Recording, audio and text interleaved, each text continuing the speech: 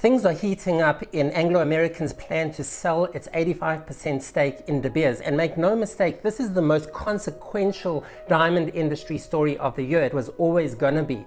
This past week, Botswana President Duma Boko told Bloomberg Television that his government intends to take a controlling stake in De Beers above 50%, calling it a matter of economic sovereignty.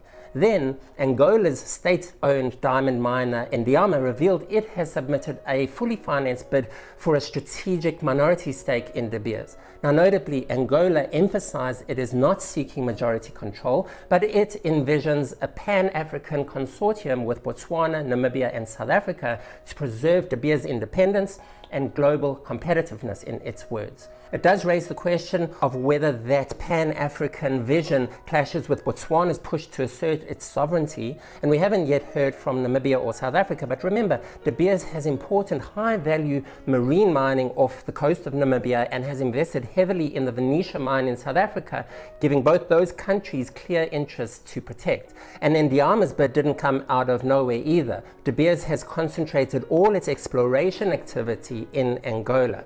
But the most important move comes from Botswana, which already holds a 15% stake in De Beers and accounts for roughly 70% of the company's rough diamond production. It's also the hub where De Beers aggregates its supply and prepares it for sale and conducts the bulk of its rough sales to sightholder and auction clients. Now, to be honest, I have mixed feelings about all of this. I want Botswana to succeed, but I don't feel that the country can really afford it. President Boko said the government has backing from funders, including the Oman Sovereign Wealth Fund, which brings in another angle to the story that deserves some scrutiny. But whether Botswana can afford this acquisition goes beyond simply its ability to pay Anglo's asking price, or even its ability to fund major infrastructure projects like the Zwaneng underground mine that comes with the package.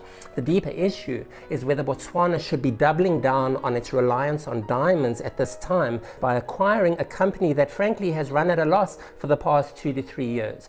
For years, the conversation around Botswana has centered on the need for the country to reduce its dependence on diamonds and diversify its economy by investing in other sectors. And it must be said, Botswana's economy is in crisis as a direct result of the diamond market downturn of the past 2 to 3 years. Just last month, S&P downgraded the country's credit rating, citing the slowdown in the diamond market. And in recent months, the government has struggled to fund some of the health benefits that diamonds have long enabled it to provide its citizens free of charge. With all its good intentions and the important work that it does, the Botswana brand alone won't be enough to lift De Beers or the wider diamond industry back into prosperity. There's a lot more going on. It's one thing to assert control over one's natural resources. It's completely another to turn a profit from running a global corporation that De Beers is. Finally, from an industry perspective, I'm not overly excited by the idea of the largest and most influential diamond company becoming a government parastatal, no matter which government holds that control. And one line from President Boko's Bloomberg interview left me just a little uneasy. In explaining why Botswana should acquire De Beers, he said, because we want to have effective control of the industry.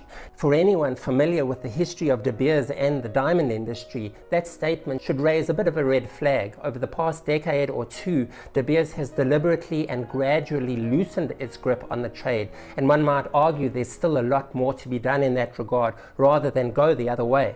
Anglo's sale is an opportunity to take a fresh look at De Beers, its role in the industry's reliance on it, and Botswana's reliance on the diamond industry. It's a chance to seek balance rather than an overemphasis on ownership and control. The real test will be whether the new owners can generate lasting value for both De Beers and the countries that depend on it, particularly Botswana. I'll be watching to see how Botswana justifies this investment as a sound business decision beyond its desire to control its diamond resource. The bigger issue is whether the move strengthens the national fiscus or becomes a long-term burden. I'd love to hear your thoughts on this. Should the Botswana government buy De Beers?